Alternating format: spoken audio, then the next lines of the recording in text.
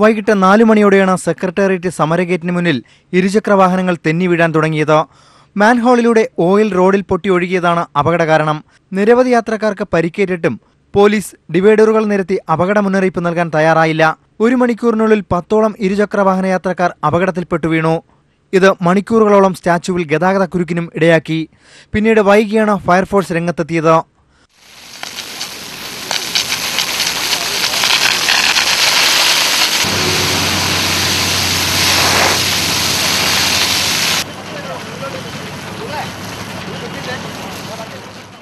റോഡിൽ വെള്ളമൊഴിച്ച് ഓയിൽ നീക്കിയെങ്കിലും മാൻഹോളിൽ നിന്നുള്ള ഓയിൽ വ്യാപനം തുടരുകയാണ്.